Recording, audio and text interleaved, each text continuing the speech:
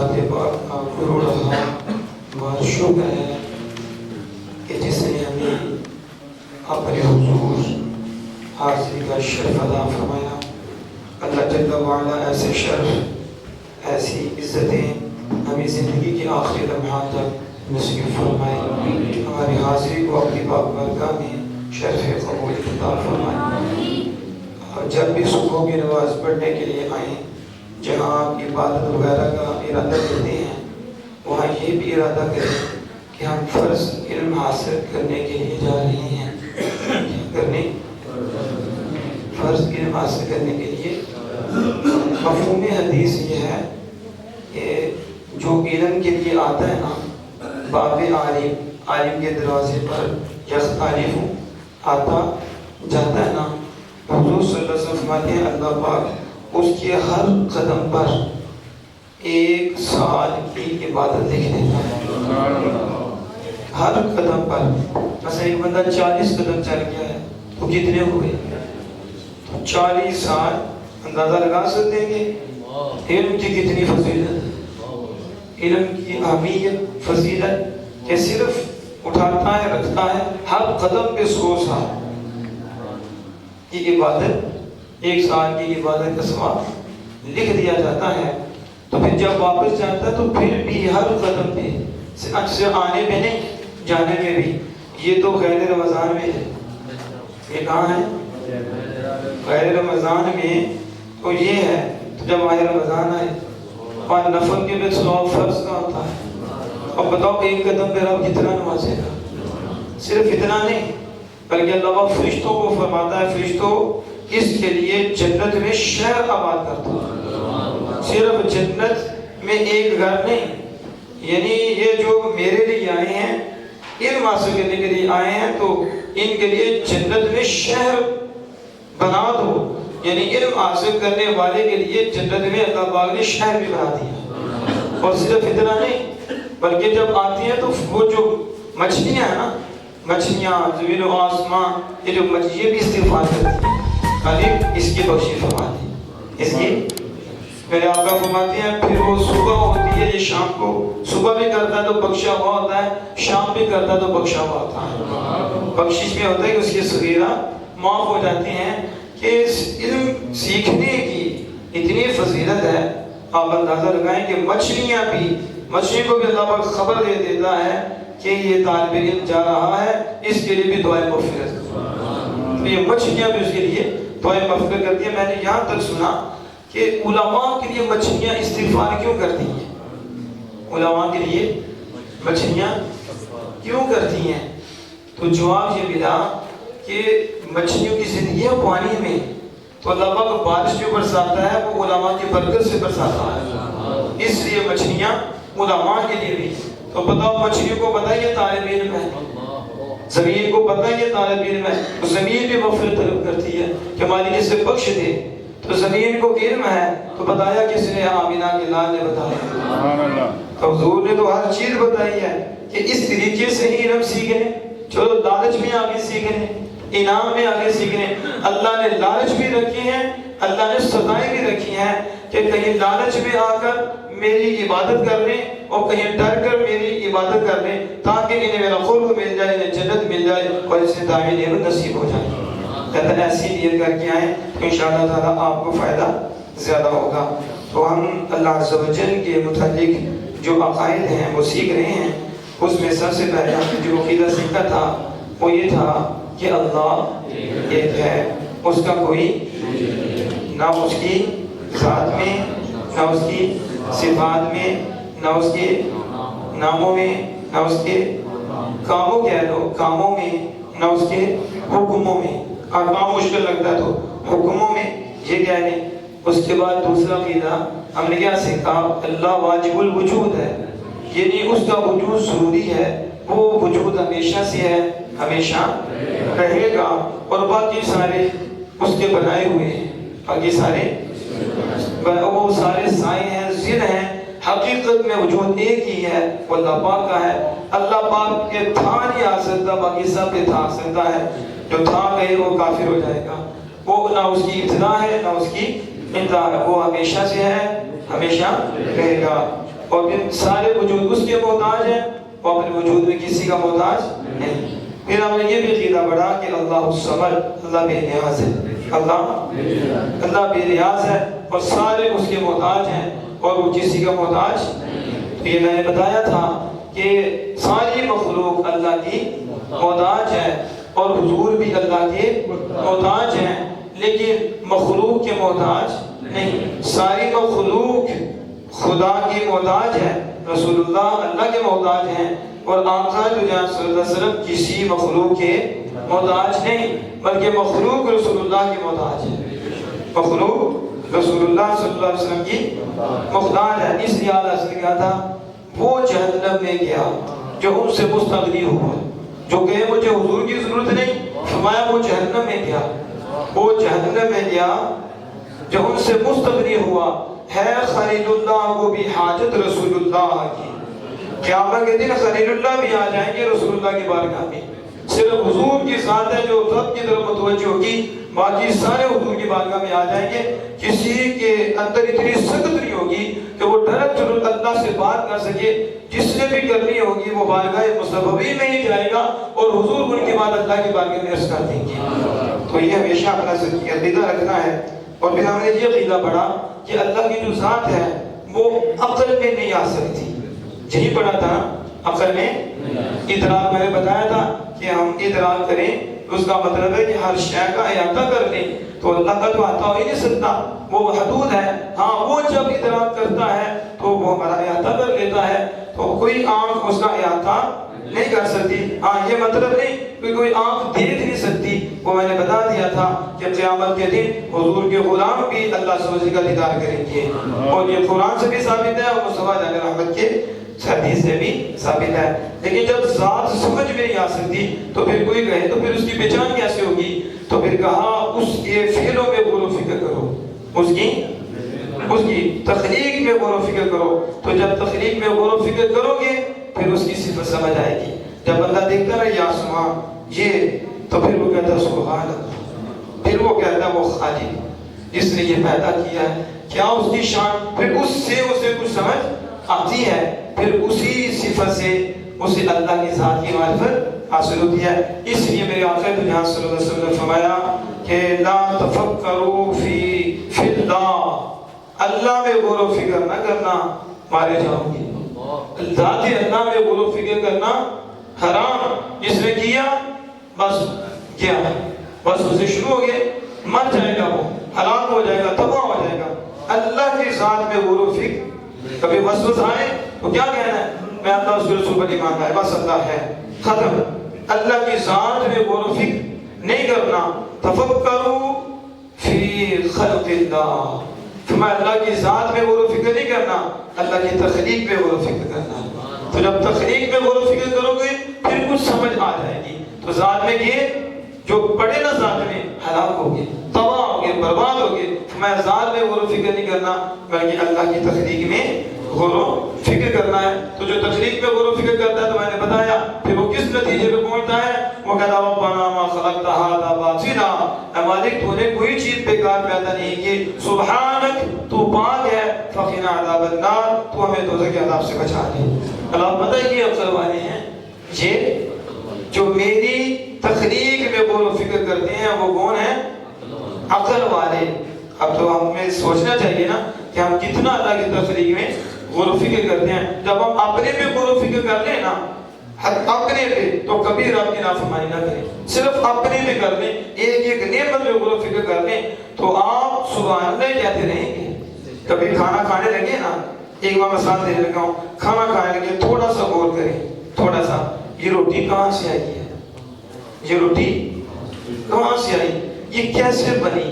اس کے پیچھے کتنے پروسیس ہیں، اس کے پیچھے کتنے کام ہیں، یہ ایک دانہ کہاں سے آیا، دانہ کس نے دیا، پھر اس دانے کو کہاں رکھا، پھر کتنے حل چلے، کتنی محنت ہوئی، پھر بارشیں، پانی اسے دیا گیا، سورج کی روشنی سے اسے پکایا گیا، سورج کے اس پہ کام پہ لگایا، چاند کو بھی اس کے کام پہ لگایا، پھر ہواؤں کو بھی لگایا، پھر اس کو بچایا، اس کی حفاظت کی، پھر کیا پراثر ہیں، پھر پھر پتہ نہیں امریکہ میں ہوگا، امریکہ سے وہاں سے کہاں چلا، پھر ادھر سے بکا، کتنے کے کاروبار چلے، پھر چلتے چلتے پھر یہ ایک مشین پہ گیا، پھر وہ آٹا بنا، ادھر سے پھر آیا، پھر ایک روٹی بنی اور آپ کے ہاتھ میں اتنے پروسیس ہوئے، آپ نے کیا کیا؟ رب نے تمہارے لیے کہاں سے اسے گزارا ہے اور کتنی چیزیں کام پہ لگائی ہیں۔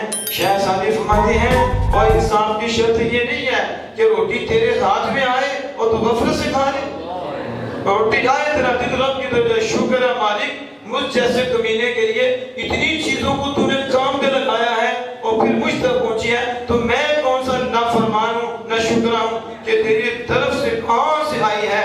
اس لیے مالک تو نے اتنا مجھ پہ کرم فرمایا ہے تو میں کیوں نہ تیرے آگے سر جھکاتا ہوں۔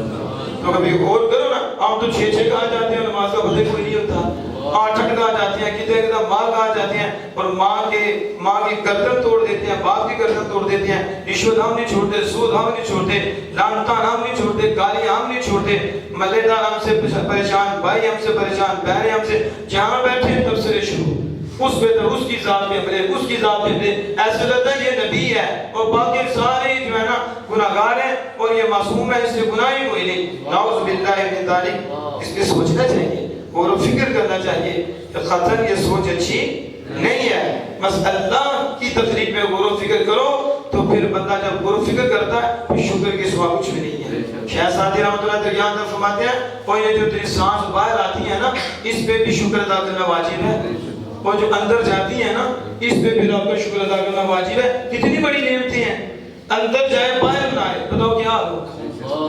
اور اگر اندر آئے ہی نہ تو پھر کیا ہوگا؟ بچے گا بندہ، اندر جاتا ہے کتنا سکون ہوتا ہے، زندگی ہے، تو جب باہر نکلتا ہے تو سکون ہو جاتا ہے، بندہ پریشان ہو جاتا ہے، اندر جانے میں زندگی بھی بڑھتی ہے، باہر جاتا ہے تو خوشحالی ہوتی ہے، سکون ہوتا ہے۔ فرمایا اس دونوں نعمتوں پر رب کا شکر ادا کرنا واجب ہے، اور ہم ساری زندگی کھا کے پھر بھی رب کی نافرمانی، پھر اللہ کے آگے اکڑتے ہیں، ہے کہ نہیں ایسی بات؟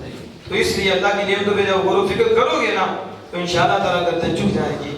تو اب آخری عقیدہ جو آج ہم نے پڑھنا ہے وہ سیکھنا، وہ کیا ہے یا ذہن میں رکھنا ہے، ہم اہل سنت و جماعت کا یہ عقیدہ ہے، اللہ عز و جل کی جو صفات ہیں، اللہ عز و جل کی وہ اللہ کی ذات نہیں، جو صفات ہیں وہ اللہ کی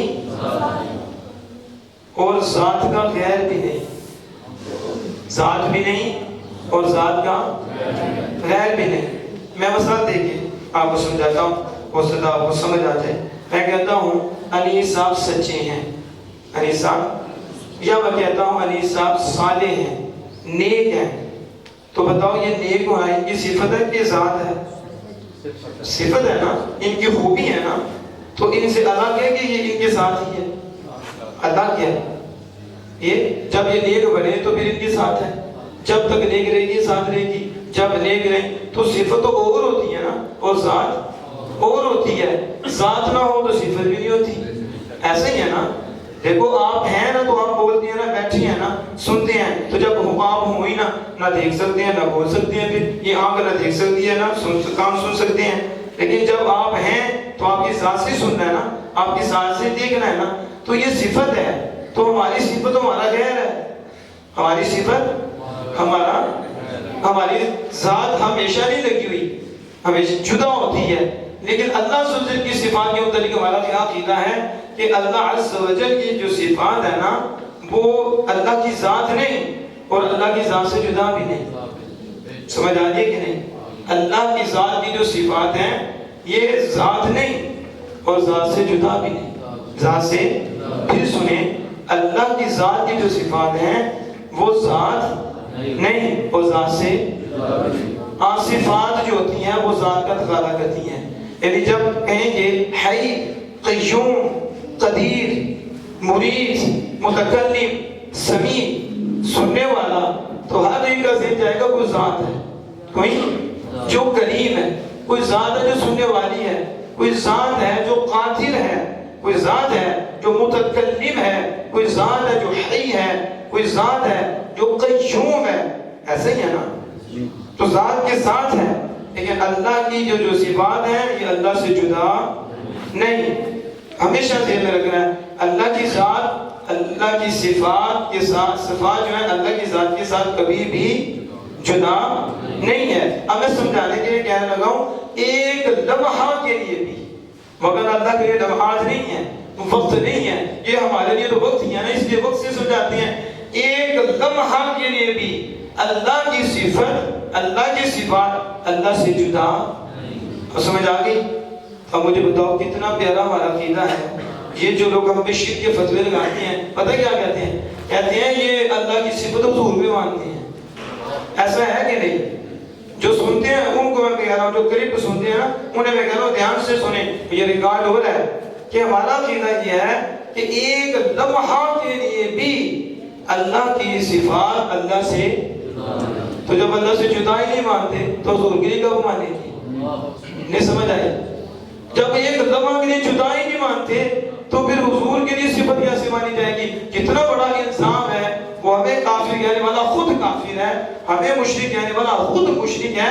ہمارا عقیدہ تو یہ ہے، اگر ہمارا عقیدہ نعوذ باللہ یہ ہوتا کہ اللہ کی جو صفات ہے اللہ سے جدا ہیں، اللہ سے، تو پھر تو وہاں پہ یہ بھی فتح آتا کہ تم نے تو کتنے خدا بنا لیے ہیں کہ اللہ ایک خدا ہے، پھر اس کی صفات جدا، وہ بھی خدا، رحمان الگ خدا، رحیم الگ خدا، سمیع الگ خدا. آپ نے کہا ہمارے الگ الگ خدا نہیں، ہمارا خدا ایک ہے اور صفات کی خدا کی ایک ہے. صفات کبھی بھی خدا سے جدا نہیں ہوتی ایک لمحہ کے لیے بھی. تو جب ایک لمحہ کے لیے جدا نہیں مانتے تو رسول اللہ کے لیے کیسے مانیں گے؟ سمجھ آ گئی کہ نہیں؟ تو ہمیشہ اللہ کے ساتھ ہیں. اب اگلی بات کرنے لگا ہوں، سمجھانے لگا ہوں کہ آپ کیسے سمجھیں کہ ہمیشہ اللہ کے ساتھ ہیں، کبھی جدا نہیں ہوتی. اس کی مثال بڑی پیاری تھی. وہ کیا مثال تھی؟ مثال یہ تھی کہ پھول ہے نا، پھول، تو پھول کی خوشبو بھی ہے نا، تو خوشبو پھول کی صفت ہے کہ پھول کی ذات ہے؟ پھول ہے تو خوشبو ہے نا. تو اگر پھول ہی نہ ہو تو خوشبو ہو، تو مجھے بتاؤ خوشبو پھول سے جدا ہے؟ لیکن خوشبو پھول بھی نہیں، خوشبو نہیں. سمجھ آ گئی کہ نہیں؟ یعنی حی اللہ کی صفت ہے، قادر اللہ کی صفت ہے، تو یہ صفت اللہ سے جدا نہیں، اور صفت خدا نہیں. صفت پھر سمجھو، صفت خدا نہیں اور خدا سے خوشبو، پھول نہیں، پھول سے جدا نہیں، پھول سے. یہ ہے ہمارا عقیدہ. اب رہ گیا یہ جو تم کہتے ہو کہ حضور کو یہ بھی صفت ملی، یہ بھی صفت ملی، یہ بھی صفت ملی، تو حضور تو صفت رحیمیت سے بھی موصوف ہیں، حضور صفت رؤوفیت، رؤوف سے ہم کہتے ہیں قرآن نے کہا ہے کہ حضور رحیم ہے، حضور رؤوف ہیں. کتنی صفات ہیں جو حضور میں ہیں، جو اللہ نے آپ کو عطا فرمائی ہیں. تو اس کا مطلب کیا ہے؟ خود حضور فرماتے ہیں اللہ کی عادات سے موصوف ہو جاؤ. کس سے موصوف ہو جاؤ؟ اللہ کی عادات سے موصوف ہو جاؤ. تو مطلب کیا ہوتا ہے اس کا؟ اب آخری بات کر کے گہری بات ہے، کیونکہ یہ توحید کی بات ہے نا، تو یہ آسان نہیں ہے. میں بڑی کوشش کر رہا ہوں کہ آپ کو آسان کر دیں، کہ علماء ہوتے ہیں نا، طلباء ہوتے ہیں، تو عوام کے لیے بہت آسان کر کے مسائل دے کے سمجھانا پڑتا ہے. آپ اس کو جو مثال دوں گا نا، میں سمجھ رہا ہوں آپ اس سے سمجھ جائیں گے کہ اللہ کی عادات سے پھر بندہ کیسے موصوف ہوتا ہے. اللہ کی صفت کسی کو نصیب نہیں ہوتی، وہ ایک لمحہ کے لیے بھی جدا نہیں ہے، لیکن پھر اللہ کی عادات سے بندہ کیسے موصوف ہوتا ہے اور اللہ کی صفت کے جلوے کیسے نصیب ہوتے ہیں. تو اس کی مثال میں یوں دیتا ہوں کہ آپ دیکھو ہنڈیا ہے اور ہنڈیا میں پانی ڈالا ہوا ہے اور نیچے آگ لگی ہے، نیچے آگ لگی ہے. تو پانی کی طبیعت کیا ہے؟ پانی کی طبیعت کیا ہے؟ سرد. پانی کی اور صفت اس کی پاک ہے. صفت کیا ہوتی ہے؟ پانی مان طہور، مطلب پانی پاک ہے، لیکن اس کی طبیعت کیا ہے؟ حکیم ڈاکٹر آپ سارے جانتے ہیں کہ پانی کے اندر ٹھنڈا ہوتا ہے، گرم کیوں کرتے ہیں اس کو؟ اس کی طبیعت میں سردی ہے، ٹھنڈک ہے. اور آگ کی طبیعت میں گرمی ہے. تو جس میں آگ غالب آئے اس کی گرمی نظر آتی ہے، جس میں پانی غالب آئے وہاں سردی آتی ہے. تو یہ پانی کی طبیعت ہے ٹھنڈا، اور آگ کی طبیعت کیا ہے؟ گرم. لیکن جب آپ نے ہنڈیا میں پانی ڈالا، آگ لگائی تو پانی گرم ہو گیا. اب بتاؤ کیا پانی آگ ہو گیا ہے؟ ہوا نہیں نہ ہوا. پانی پانی ہے لیکن اس کی طبیعت بدل گئی، طبیعت، اور آگ آگے رہی. بتاؤ آگ کا کچھ کم ہوا ہے؟ یہ پانی میں کچھ آگ آ گئی ہے، یہ جز بن گئی ہے، اس کے درمیان میں تیزی کا پڑتا ہے.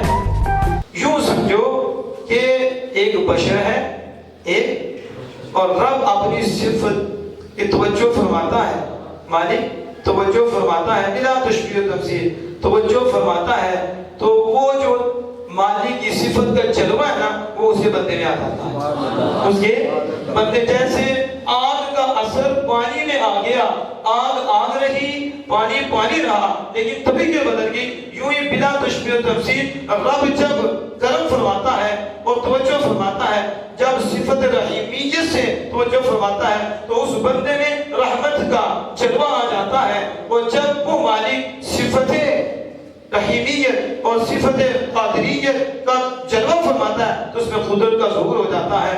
جب سماعت کا جلوہ فرماتا ہے تو اس میں اس کا وصف ظاہر ہو جاتا ہے. الغرض یہ اللہ کی صفات کبھی جدا نہیں ہوتی، لیکن اس کا اثر اس کے بندے میں آ جاتا ہے. بندہ ہے، رب ہے، اور بندے میں خدا کے جلوے نظر آتے ہیں. یہ مطلب ہوتا ہے کہ حضور اللہ کی صفات کے مظہر ہیں اور اللہ کی صفات کے جلووں سے حضور روشن ہے. جب وہ جمال کی توجہ فرماتا ہے تو اللہ کے جمال کے جلوے سے بندہ روشن ہو جاتا ہے. جب جلال کی صفت توجہ فرماتا ہے تو بندہ اللہ کے جلال کے مظہر، جلال کے جلوے سے وہ کیا موصوف ہو جاتا ہے. اس لیے جب بندہ بولتا ہے تو اس سے خدا کے جلوے نظر آتے ہیں، اور جب وہ دیکھتا ہے تو خدا کا جمال اس سے نظر آتا ہے. خدا ہے، بندہ ہے، اس کے جلوے اس سے نظر آتے ہیں. اب اس کو سمجھیں گے نہیں. ایک اور مثال دیکھیے، میں اس میں ختم کرتا ہوں. سورج کو دیکھا آپ نے؟ سورج جب اب روشنی دیتا ہے نا تو کتنی چیزیں چمکا دیتا ہے، آئینے چمکا دیتا ہے. تو آئینے میں سورج کی روشنی ہے، سورج کی روشنی ہوتی ہے نا آئینے میں. اس آئینے کو 1000 آئینے کے سامنے کرو تو وہ 1000 آئینے کو چمکا دیتا ہے. 1000 آئینے. تو کوئی کہہ سکتا ہے کہ جو آئینے میں سورج ہے وہ سورج ہے؟ کوئی کہہ سکتا ہے؟ کوئی کہے کہ سورج آئینے میں ہے تو کوئی اتنا بیوقوف نہیں ہے کہ جو کہے کہ آئینے میں جو سورج نظر آ رہا ہے وہ سورج ہے. وہ کہیں گے نہیں، سورج اپنی جگہ میں ہے، سورج کا وجود کوئی ہے، لیکن یہ سورج کا جلوہ ہے، یہ سورج کا جلوہ ہے جو آئینے میں نظر آ رہا ہے. آئینہ تو آئینہ ہے، لیکن سورج نے توجہ فرما کے آئینے کو چمکایا، اور اس آئینے نے جب دوسری طرف توجہ فرمائی تو اور آئینے کو چمکا دیا. بلا تشبیہ و تمثیل اللہ پاک نے اپنی توجہ فرمائی اور توجہ فرما کر مصطفیٰ جان رحمت کو روشن فرمایا. اور حضور نے جب جس طرح توجہ فرمائی اللہ کے اس نور سے، اس جلوے سے عالم کو روشن اور منور فرما دیا. تو یہ ہمارا عقیدہ، آئینہ ہے، سورج ہے، بلا تشبیہ و تمثیل. رب ہے، رب کی صفتیں کبھی جدا نہیں ہوتی. وہ جس صفت سے جلوہ فرماتا ہے بندے میں اسی صفت کا جلوہ نظر آ جاتا ہے. سبحان اللہ، سبحان اللہ.